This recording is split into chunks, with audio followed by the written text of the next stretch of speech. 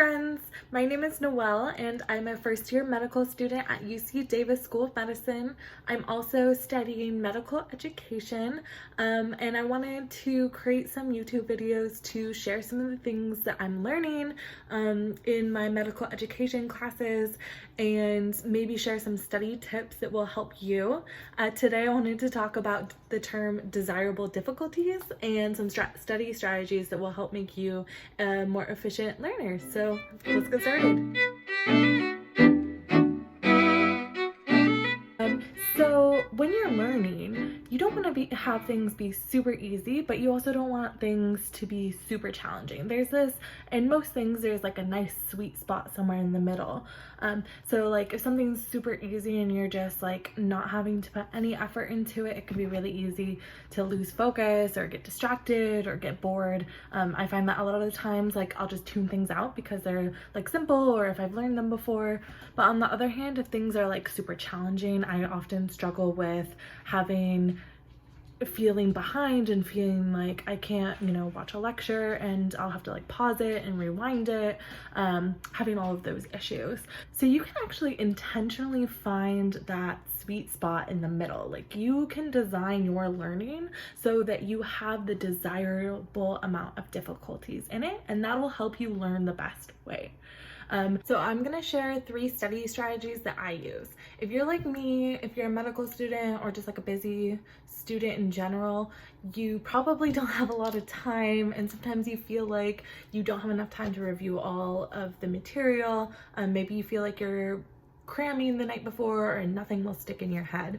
So if that sounds like you, and it's definitely me sometimes, a lot of the time, then these strategies will help you not only remember things better, but be a more efficient studier so that you don't have to spend as much time studying. The first one is called interleaving. My cat was trapped in my closet. So number 1, interleaving. You can think of interleaving as like if you were practicing throwing a baseball with a friend. If they just threw it at you like the same way 10 times in a row, it'd be super easy to catch. Your brain would like not even have to really think about it, you just do it. Or like if you're driving somewhere that you've driven a bunch of times before, it's the same route as always, sometimes like your brain tunes out. But when you're studying, that's not a good thing. You don't want your brain to tune out, right? Because then you're not gonna remember anything. So this is where interleaving can come in handy. What you want to do is mix up the topics and the way that you're studying. So instead of, let's say you're studying both science and English, instead of on one day you're just studying science all day long and then the next day you're studying English all day long, mix it up. Study science for like 30 minutes and then study English for 30 minutes. And then also too, you can change where you're studying, how you're studying. The thing is like your brain will learn better if you have that variety. So that's really important. Okay, so my second strategy is spaced repetition. Your brain actually learns better long term if you forget the things that you learned and then have to remember them later. You might have noticed this if you've ever, let's say, taken a class and then, you don't think about the thing you learned in that class for a long time, and then maybe you have another class in the future where that same topic comes up. A lot of times it's easier to remember it the second time, and that's because your brain actually forgot the information and you have to actively try to recall that information in order to remember it the second time. So you can do this even within a class, like week to week you can do this.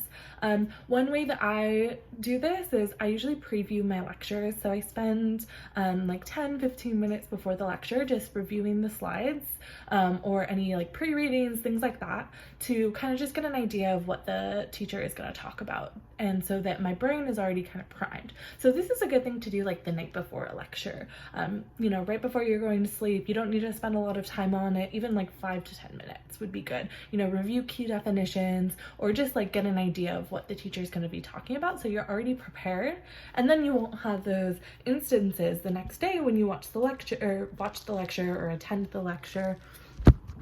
Oh, my phone's falling. Then you won't have these instances the next day where the teacher's talking and you feel like, oh my gosh, you have to rewind the lecture a bunch, or they said something and then by the time you've like written it all down, they're already on to the next topic and you miss half the lecture. So beforehand, I preview, and then the next day I will watch the lecture, attend the lecture, whatever. And then I actually wait a day or two to review the material. And in between that time, I'm reviewing other things. So it's not like I'm not studying during that time, because obviously we have a lot on our plate, especially if you're a medical student or really any student. You have a lot to study and not as much time as you would like a lot of the time, so you can study other things in between. And so by spacing that out, your brain actually has to forget things, and then you're trying to recall them when you're restudying. And so that's the idea of spaced repetition. Okay, so the third strategy is active learning. And so passive learning is something that we often default to. Like, I do this all the time because, to be honest, it's easy. You will sit and you'll be reading a chapter, and maybe you're like 3 pages in, and then you realize you didn't pay attention to like any of those 3 pages, and you can't, like, I don't remember what I just read. So that's kind of passive learning. Or maybe you just attended a lecture and now you're just like rereading the slides or something. And that's actually not very helpful. It's easy, so it's an easy default, but it's not going to help you learn. So strategies that I use are like quizzing myself, doing practice problems. I can try to redraw diagrams from lectures or write out concepts, or even teaching them to my friends and my classmates, and trying to explain it in different words than what the teacher did, and that reinforces my own understanding.